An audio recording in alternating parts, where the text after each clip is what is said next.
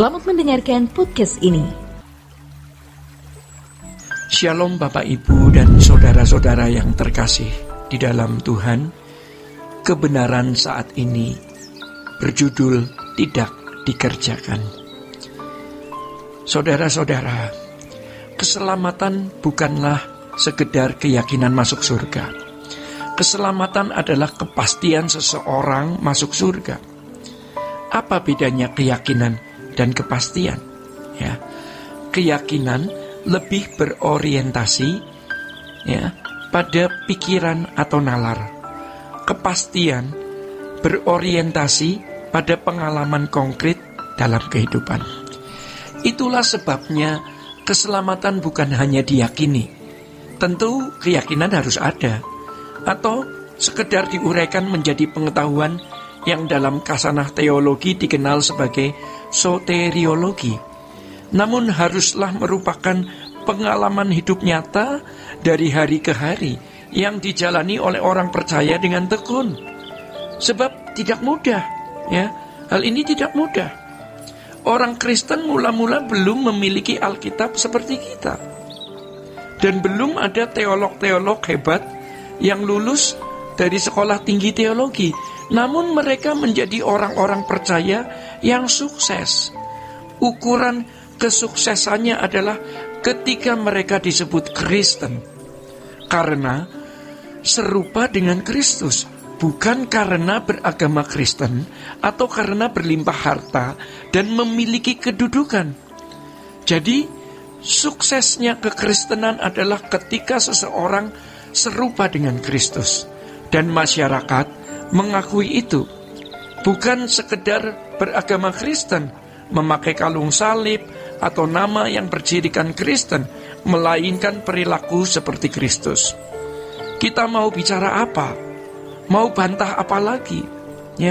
Gereja mula-mula yang belum memiliki gedung seperti kita, belum memiliki anggaran dasar, tidak ada backup dana, tidak ada fundraising, pemimpinnya juga ditangkapi dan dibunuh, belum punya Alkitab, hanya parsial, potongan surat-surat yang ada, tetapi mereka sukses. Ini penting sekali, saudara-saudara. Orang yang dapat berbicara tentang keselamatan belum tentu mengalami dan memiliki keselamatan.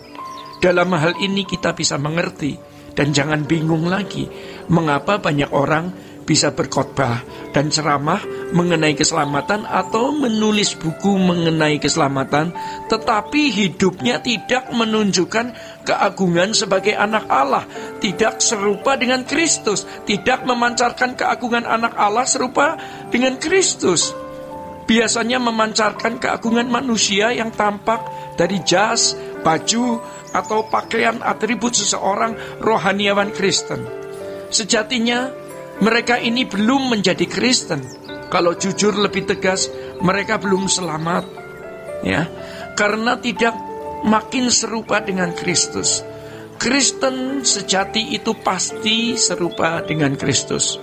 Saudara-saudara, pengalaman keselamatan itu harus dirasakan oleh diri sendiri dari waktu ke waktu dan dapat dilihat, serta dirasakan orang di sekitarnya. Keselamatan itu bukan seperti teka-teki yang diselubungi pertanyaan, misteri, dan tidak jelas.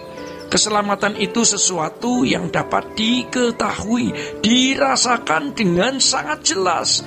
Yaitu kalau orang itu benar-benar mengalami dan memiliki keselamatan. Karena mengerjakan keselamatan itu, orang itu sendiri merasakan dan orang lain tentu juga merasakan.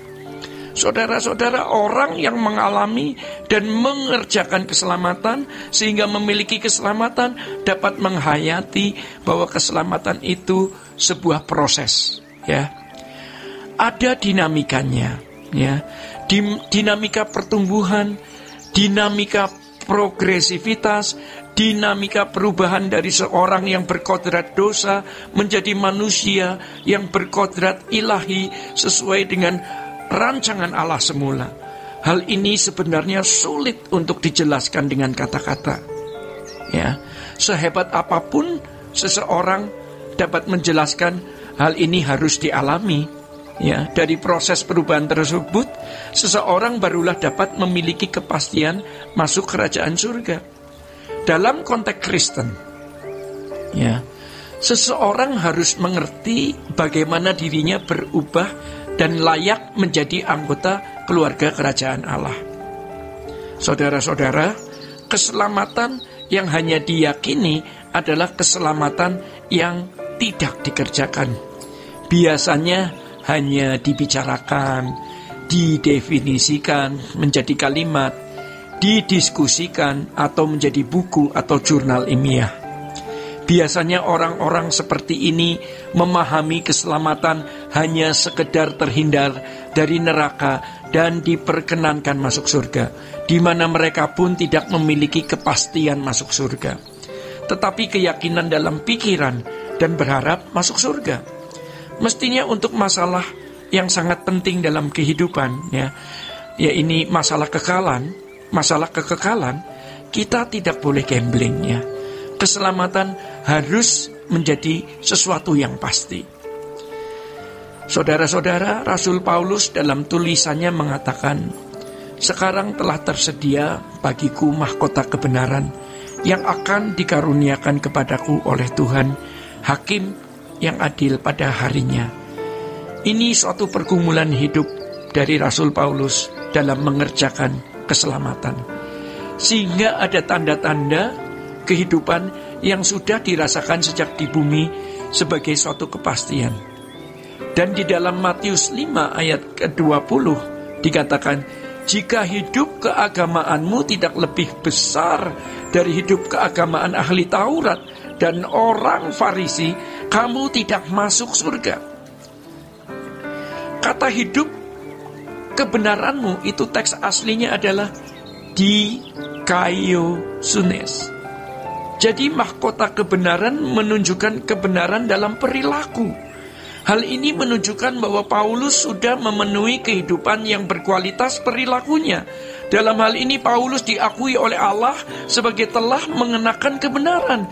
Kalau dia tidak mengenakan kebenaran, dia tidak layak memakai mahkota kebenaran. Tentu seorang sekelas Rasul Paulus sudah pantas mendapat pengakuan dari Bapa.